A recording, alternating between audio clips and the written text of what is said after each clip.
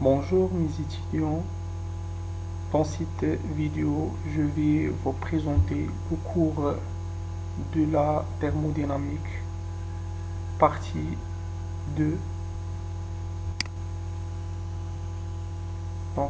Cette partie concerne deux grandeurs très intéressantes, c'est la quantité de chaleur et le travail. 1. La chaleur, deux cours de températures différentes mises en contact échangent de l'énergie calorifique de manière à parvenir à un état d'équilibre thermique où la température est la même pour les deux corps. Un corps a perdu une partie de son énergie au profit de l'autre. On dit que les deux corps ont échangé de la chaleur. Donc le corps A et le corps B changent de la quantité de chaleur Q.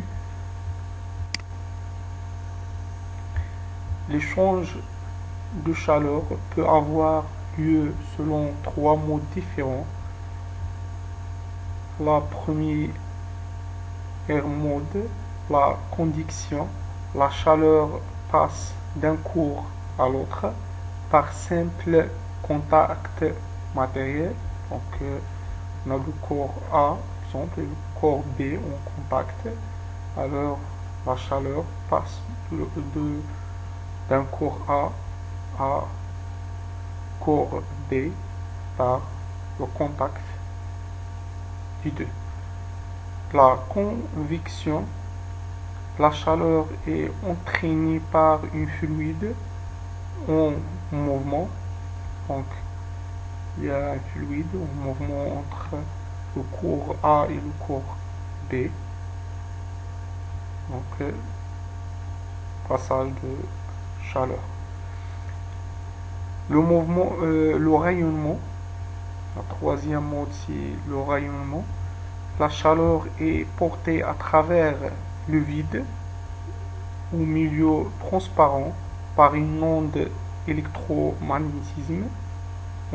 L'électromagnétisme, c'est la propagation d'un champ électrique E, un champ magnétique B, simultanément dans le vide ou bien dans un milieu transparent. Donc le corps 1, le corps B, il y a le vide ou bien un milieu transparent comme le verre, l'air, etc. La chaleur est une forme spéciale de l'énergie. À l'échelle microscopique, c'est une énergie cinétique échangée par agitation moléculaire, c'est-à-dire par choc entre les molécules en mouvement. La chaleur, c'est une énergie qui est exprimée soit en joules, G, soit en calories, CAL, tel que 1 calorie égale 4,186 joules.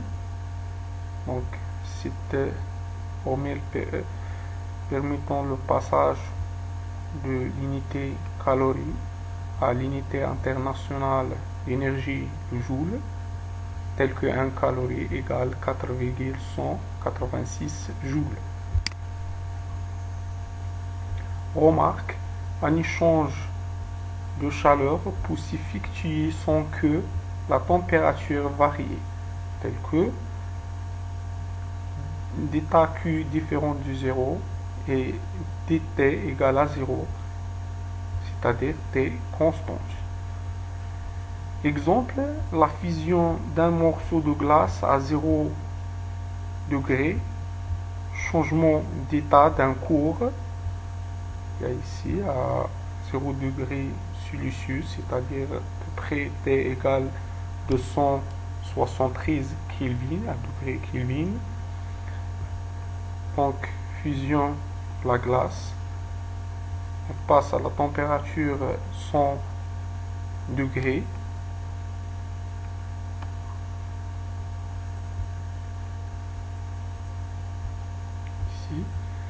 et T égale à peu près 373 Kelvin. La chaleur et la température, alors la chaleur et la température sont deux grandeurs différentes.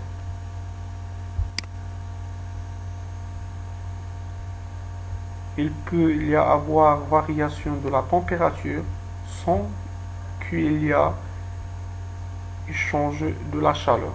C'est-à-dire Q, d'état Q égale à 0 et du de T différent de 0. C'est le cas du transformation adiabatique, pas de change d'énergie avec le milieu extérieur. Donc d'état Q égale à 0 et la température différente de 0. Différente entre l'état initial et l'état final, ou bien le milieu intérieur et le milieu extérieur.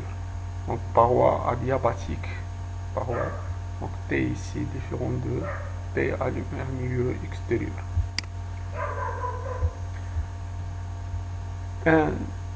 Chaleur massique. Lorsqu'un système absorbe une quantité de chaleur infinitésimale d'état Q et que sa température varie d'une quantité infinitésimale du de T, elle passe de T à T plus du de T. On définit la chaleur massique C du système par C égale 1 sur M fois du tas Q sur du de T, ou bien du tas Q égale M fois C fois du de T, avec M étant la masse du système et C c'est la chaleur massique à la température T, exprimée en joules kilogramme moins 1, Kelvin moins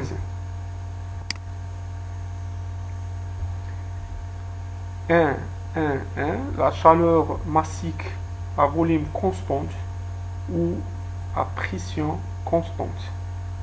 Pour un système décrit par les trois variables P, V et T, variables d'état, reliées par une loi d'état ou bien l'équation d'état, F de P, V, T égale à 0, la quantité de chaleur reçue au cours d'une transformation élémentaire s'écrit à l'aide de deux des trois variables sous la forme d'état Q égale du rho de Q sur du rho de T à volume constant fois du de V plus du rho de Q sur du rho de V à la température constante fois du de V, ou d'état Q égale du rho Q sur du rho de T à pression constante fois du de T plus du rho Q sur du rho de P à la température constante fois du de P. Donc on a fait ça dans le vidéo des outils mathématiques pour la physique. C'est la fonction ou bien différentielle d'une fonction. Par exemple ici Q différentielle en fonction Q de T V, ici Q de T P. En fixant V ou P, on définit à partir de l'une ou l'autre de ces expressions CV égale 1 sur M du rho de Q sur du rho de T à volume constant, la chaleur massique à volume constant, et CP égale 1 sur M du rho de Q sur du rho de T à pression constante, la chaleur massique à pression constante. Donc CP et CV sont la chaleur massique à V constante ou bien à P constante. Égale toujours 1 sur M du rho de Q sur du rho de T. Par exemple, la pression constante c'est CP, à volume constante CV.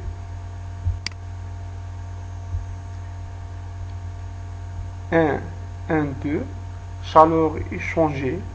Les chaleurs QV ou QP, c'est-à-dire au volume constant ou bien aux pressions constantes, mise en jeu au cours du chauffage d'une substance de masse M à la température T1, à la température T2, s'écrivent QV égale M, l'intégrale de T1 à T2 de CV fois du 2T pour une transformation isochore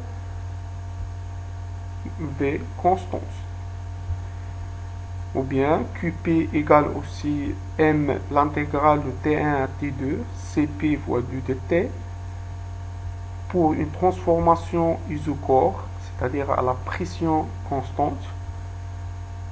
Nous supposerons que dans ce qui suit, pour des raisons de simplicité, que les quantités CV, c'est-à-dire la chaleur massique à volume constant et la chaleur massique pression constante, sont des constantes indépendantes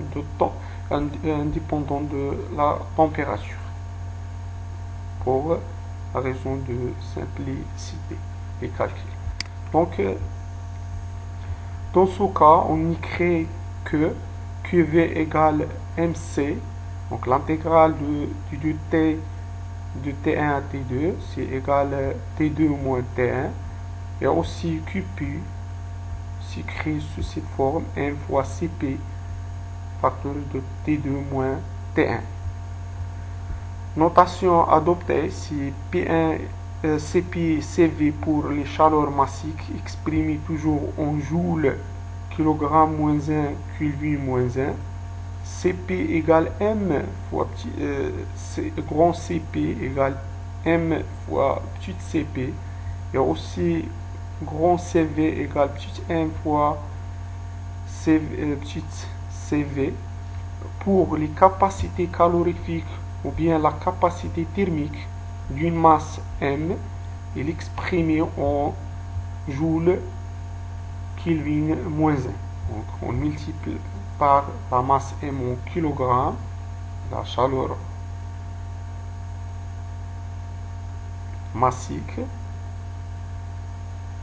Donc la capacité calorifique devient en joules Kelvin moins 1. Donc elle représente la chaleur nécessaire, donc cette chaleur calorifique ou bien la chaleur thermique, elle représente la chaleur nécessaire pour faire varier la température du système de 1 degré Kelvin. On définit aussi grand CMP égale grand M, la masse molaire d'un corps, fois CP, petite CP, et aussi CMV égale grand M fois petite CV pour les capacités calorifiques ou bien la capacité thermique molaire. Il s'exprime en joules moule moins 1 Kelvin moins 1, avec un grand M étant la masse molaire du cours étudié, en kilogrammes par moule, donc en kilogrammes par moule.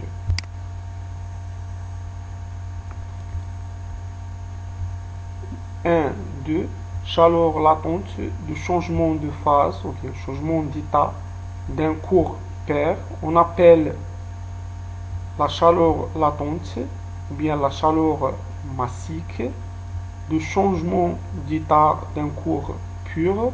À la température T, la quantité de chaleur L qu'il faut fournir à l'unité de masse de ce cours, passant d'un état solide, liquide ou gazeux à un autre état sous pression constante à la température T. La chaleur correspondant au changement d'état d'une masse M d'un cours s'écrit Q, grand Q, égale M fois L, tel que L est la chaleur latente de changement d'état en joules fois kilogramme moins 1. M est la masse du cours subissant le changement d'état. Donc ça, il y a un cours donc, dans le diagramme de Calperon.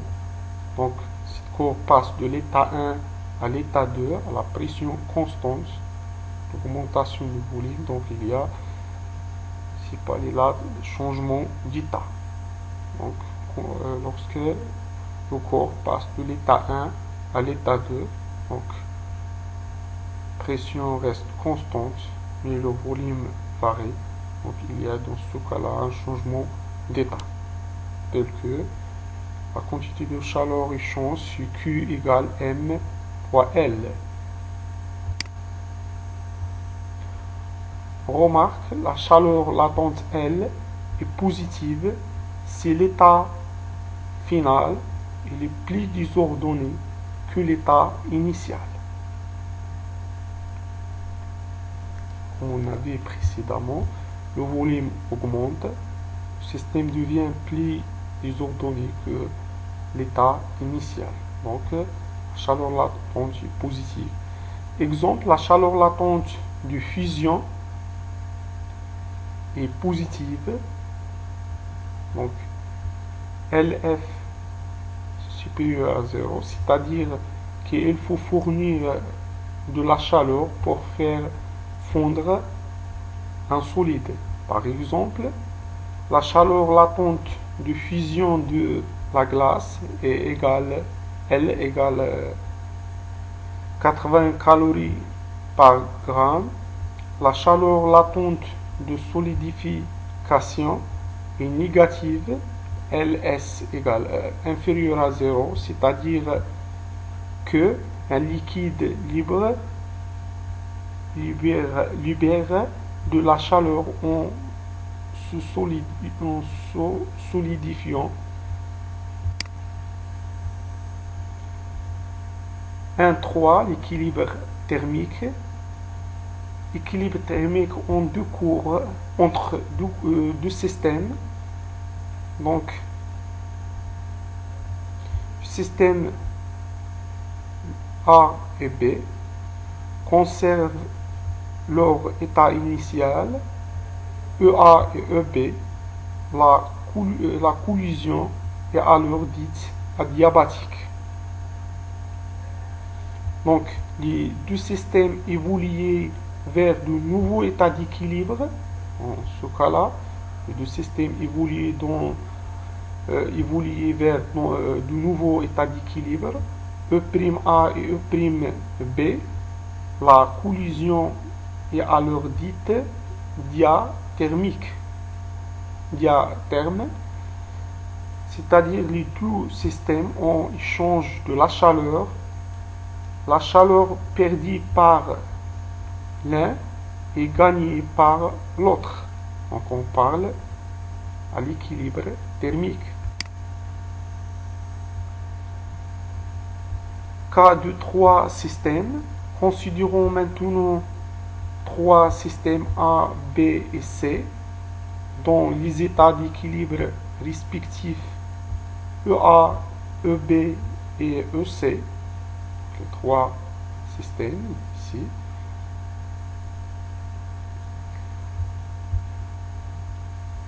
Séparons système C, de A et B par une collision adiabatique, c'est-à-dire pas de change de la quantité de chaleur entre les systèmes C et les autres, A et B. Donc, mettons A et B en contact par l'intermédiaire d'une collision diathermique. Dans ce cas, sous les systèmes A et B évoluent vers deux états d'équilibre, E'A et E'B identiques. A et B sont en équilibre thermique entre eux.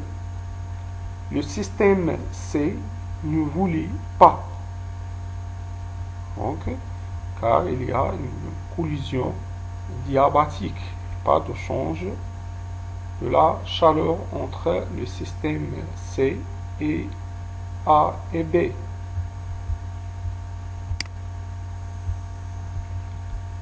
Un 3-2, cas de trois systèmes, donc trois systèmes A, B et C, séparant ensuite A et B par une collision diabatique. Donc, A et B par une collision diabatique, ici, le système A et B, et en mettant les indépendamment en contact avec C par l'intermédiaire d'une collision diathermique. Donc, collision ici diathermique entre C et B et aussi C et A. Par contre, il y a ici une collision diabatique entre A et B. Donc les trois systèmes voulu vers de nouveaux états d'équilibre identiques, E seconde A, E seconde B et E seconde C. Les trois systèmes sont en équilibre thermique entre eux. Donc, parce qu'il y a ici le change d'énergie vient de la chaleur entre C et B et aussi entre C et A. Donc, les trois systèmes évoluent vers un nouveau état d'équilibre. On dit que les trois systèmes ont un équilibre thermique entre eux. 1.3, principe 0 de la thermodynamique. Le résultat précédent porte le nom de principe 0 de la thermodynamique. Deux systèmes A et B en équilibre thermique avec un troisième système C sont en équilibre thermique entre eux. C'est le principe, il y a l'annonce de le principe 0 de la thermodynamique. Si les deux systèmes A et B en équilibre thermique avec un troisième système C sont tous en équilibre thermique entre eux. En désignant par T1, TA et TB, TC les températures du système, on peut écrire alors TA égale TC et TB égale TC, 2 TA égale TB. Malgré que il y a une collision diabatique entre A et B, mais entre A et C et B et C, il y a une collision diathermique. Diathermique, c'est موصلي الحرارة، إما diabatique غير موصلي الحرارة.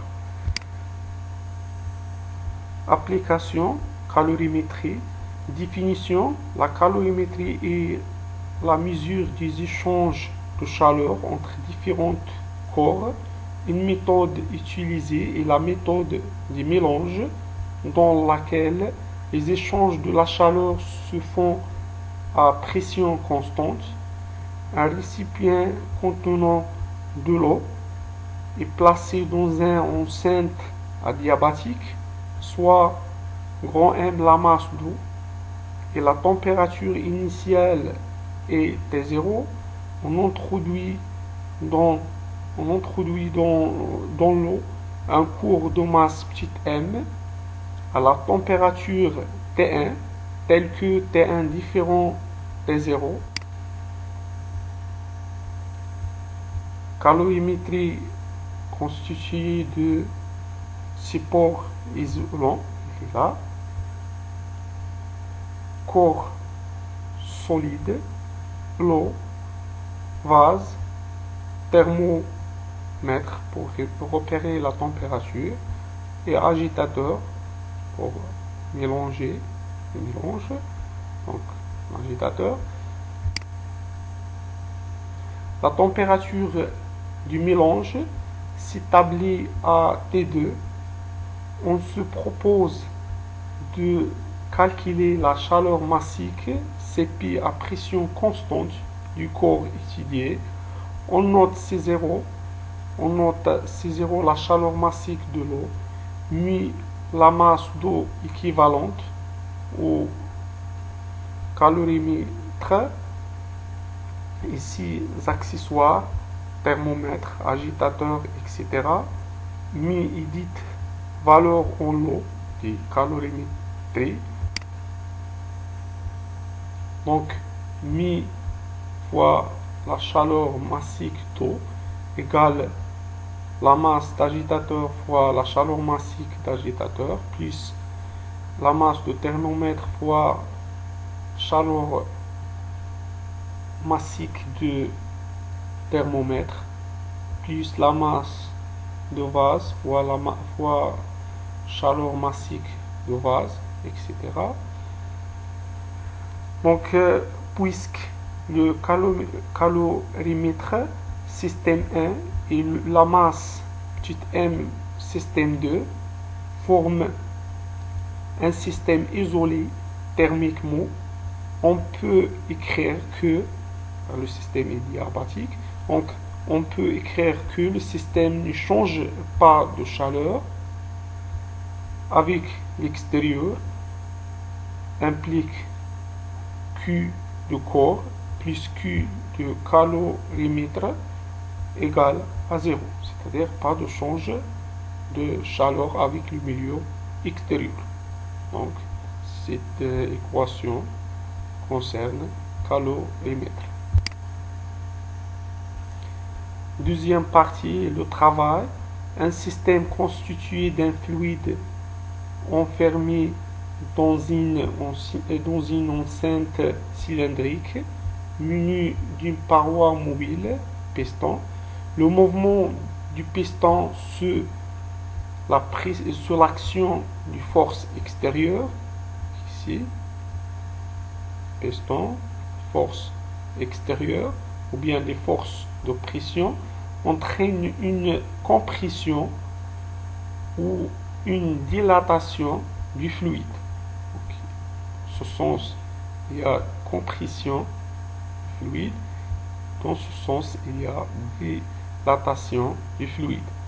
Le travail élémentaire d'état W de la résultante F extérieure, des forces extérieures, au cours d'un déplacement élémentaire du Dix, du piston, on s'est fixé en négligeant les frottements du piston sur les parois. Donc, d'état W égale produit scalaire de force extérieure fois vecteur de déplacement dx. Ici, il y a vecteur de déplacement, là, et la force, bien les forces extérieures, F. Donc le travail élémentaire, c'est le produit scalaire de force extérieure fois déplacement élémentaire dit x. C'est le produit scalaire de deux vecteurs. Alors, en introduisant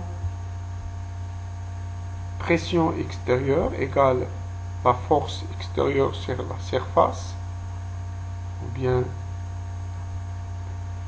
soit on sait du 2V égale S fois du 2X, car du 2V c'est du 2X fois du 2Y fois du 2Z, donc du 2Y fois du 2Z c'est une surface S fois du 2X. L'élément de volume balayé par le piston au cours du déplacement du 2X, ici, c'est l'élément de volume balayé au cours du déplacement. Alors, le travail élémentaire égale moins P extérieur fois du 2V. Donc, W représente une forme d'énergie échange entre le système et le milieu extérieur. En introduisant Px égale Fx sur S, c'est-à-dire du 2V égale moins du ds fois du dx. Donc du dv est la variation algébrique du volume. Donc du dv soit augmente, soit diminue, c'est-à-dire positif ou bien négatif. On peut écrire alors l'état w égale moins px fois du 2v. W représente une forme d'énergie échange entre le système et le milieu extérieur. Deuxième remarque, A, si le piston se déplace vers la droite, alors du 2V augmente, c'est-à-dire du 2V supérieur à 0. Le travail est cédé ou fourni au milieu extérieur, c'est-à-dire l'état W est négatif. Donc, quand le volume augmente, le travail est fourni au milieu extérieur, il est négatif aussi. B, le travail est fourni au système, c'est-à-dire le travail est positif s'il y a diminution du volume, c'est-à-dire du 2V inférieur à 0, donc dans le cas de compression, c'est-à-dire le volume final est inférieur au volume initial, au cours d'une transformation entre deux états distincts, le travail fourni par le milieu extérieur s'obtient en effectuant l'intégrale le long du chemin suivi, donc le chemin suivi de l'état 1 à l'état 2. Donc le travail est égal moins l'intégrale sur le chemin suivi de P extérieur fois du 2V. Cette définition est générale pour le travail W. Si la transformation entre l'état initial et l'état final est réversible, alors le système est à tout l'instant en équilibre avec le milieu extérieur, c'est-à-dire P extérieur égale P du système, donc la pression extérieure égale pression du système. Ainsi, on peut l'écrire W égale moins l'intégrale de P fois du 2V avec P sur la pression de système, c'est-à-dire la pression à l'intérieur du système égale pression du milieu extérieur, mais dans le cas de transformation irréversible. 2.1. L'interprétation graphique. La valeur absolue de travail est donnée par l'aire S sur la courbe PV, c'est-à-dire diagramme de Calperon, décrite par la transformation du système, le signe étant donné par le sens d'évolution. Donc, il y a le diagramme de Calperon, le travail c'est la lettre ici, le travail est négatif, quand le volume augmente, le travail est négatif, quand le volume diminue, le travail est positif. Et toujours W égale l'intégrale sur le chemin C de produit scalaire du vecteur des forces extérieures et vecteur de déplacement égale aussi l'intégrale sur C de moins P fois du 2V.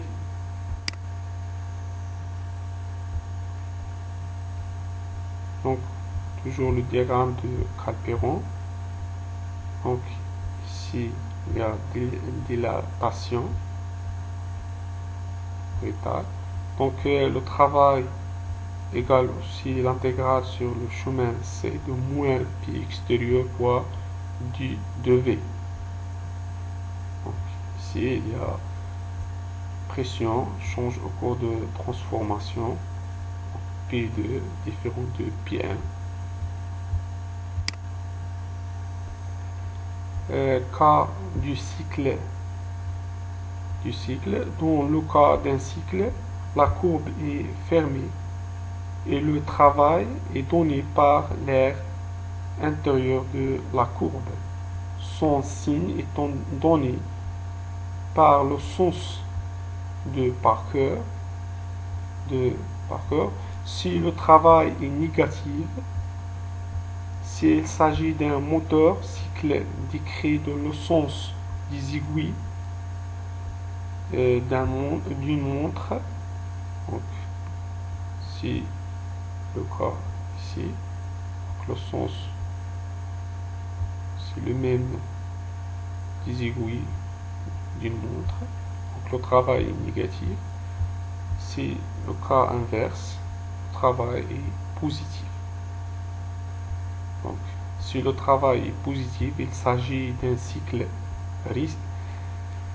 récepteur, pas moteur, mais cycle récepteur, cycle direct dans le sens contraire des aiguilles d'une montre, donc dans ce cas là.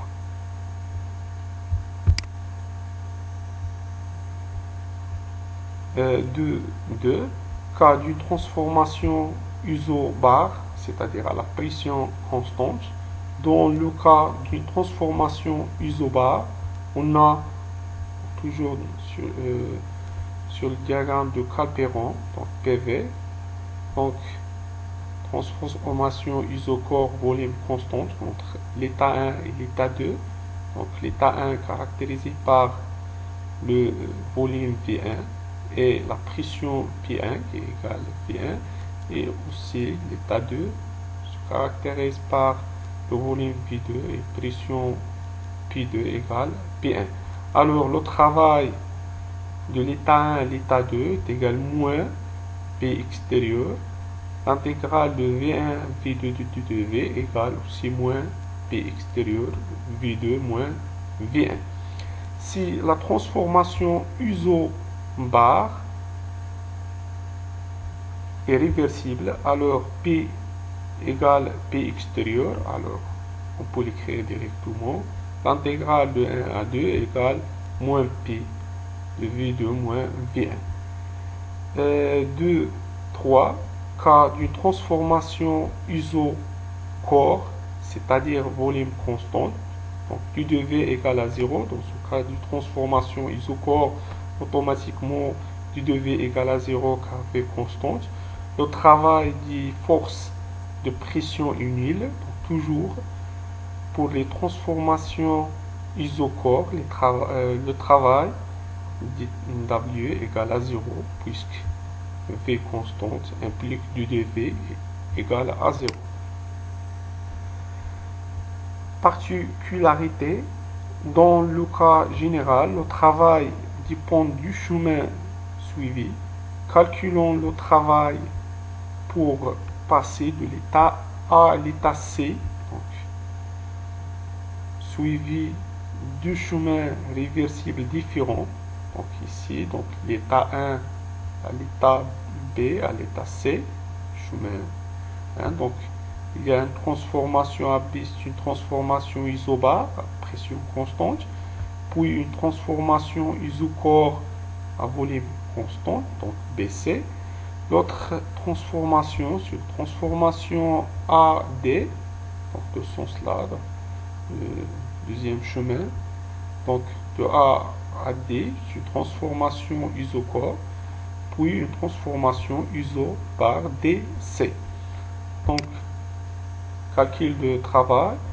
Lors d'une transformation isocore, d'état W égale à 0, car du de V égale V est constante, simplifie du de V égale à 0. Pour des transformations isobar réversibles, d'état W égale moins P du de V, car P égale P extérieur pour les transformations réversibles. Il vient alors W pour le chemin 1 égale moins P1 V2 moins V1 et aussi W2 pour le chemin 2 égale moins P2 facteur de V2 moins V1, puisque V1 différent de V2 implique que W1 différent de W2. alors le travail n'est pas donc une fonction d'état, puisqu'elle dépend du chemin suivi. Donc, pour qu'une fonction d'état, elle doit que du 2f égale à 0, c'est-à-dire f1 égale f2.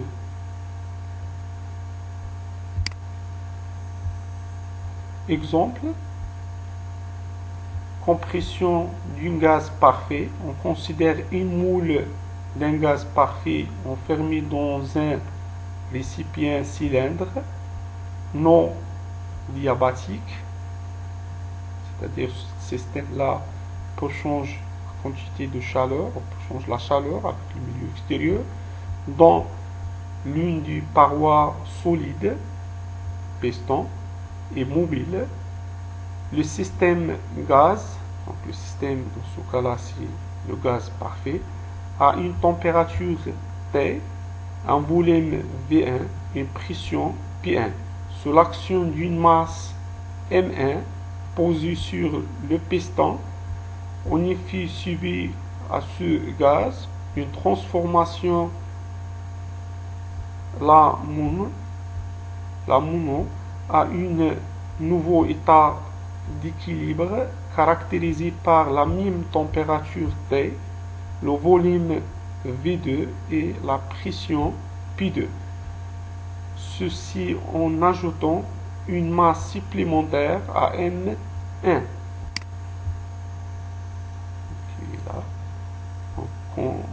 Compression isotherme, spontanée et réversible. Ici, masse M1, on ajoute M2, état d'équilibre ici. Donc, le travail de l'état 1 à l'état 2 égale 1, 2, c'est une transformation brutale. Donc, l'intégrale de V1 V2 de moins P extérieur du V. Donc, P extérieur égale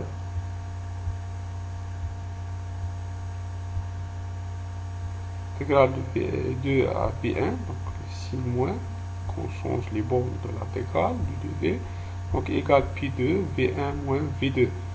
Donc on peut factoriser par V2 ici, donc on trouve c'est P2 fois V2 égale V1 sur V2 moins 1. Ou bien aussi, puisqu'on a un gaz parfait, donc P1 égale P2, transformation isotherme, P1 égale P2 égale P1 fois V1 égale P2 fois V2 égale nRT, puisque transformation isotherme T constante.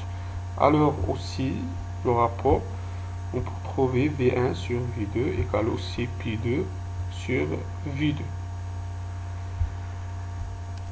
Puisque la pression P2 plus grande que V1, donc ici, P2 supérieur à V1, petit volume donc plus compressé, donc la pression augmente quand le volume diminue, donc V2, P2 plutôt sur V1 supérieur à 1, donc W1 et 2 supérieur à 0. Le travail est positif. Compression isotherme quasi-statique. Donc on passe de la masse M1 à la masse M2 en ajoutant progressivement des petites masses delta M à M1 jusqu'à ce que la masse devienne égale à M2.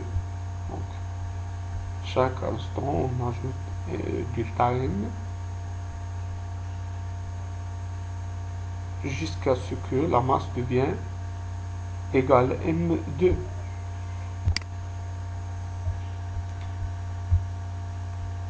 Récapitulation. Le travail mis en jeu lors d'une transformation irréversible, amenant un système de l'état 1 à l'état 2 est toujours supérieur à celui qui change lors d'une transformation réversible. La transformation est réversible, il est plus économique. Donc ici, le travail en fonction de pi2 sur pi1, si le travail de transformation irréversible qui est inférieur toujours de transformation réversible est toujours inférieur au travail change au cours de transformation irréversible, ça c'est toujours plus grand. Bon, pour cela, on dit la transformation réversible il est plus économique que la transformation irréversible. On remarque une transformation réversible ou quasi statique n'accompagne d'aucune perte d'énergie, pas de frottement. Puisque la transformation est quasi statique, on considère alors que à chaque instant la pression extérieure P extérieur égale à la pression du système P. Alors, le travail de l'état à l'état 2 pour une transformation quasi statique égale l'intégrale de V1 V2 égale, c'est moins P ici, on remplace la pression P et à partir de l'équation du gaz parfait, P égale nRT sur V, donc on trouve cette expression là. Donc avec nR et T ce sont des constantes, alors l'intégrale du 2V sur V, si l'un n'est pas rien de le poids de V2 moins V1 avec le signe moins devient de l'un de V1 moins V2. On écrit alors le travail égale nRT l'un de V, l'un n'est pas rien de V1 sur V2. Donc on peut remplacer cette expression-là nRT par partir de l'équation d'état de gaz parfait, c'est égal P1 fois V1 ou bien P2 fois V2.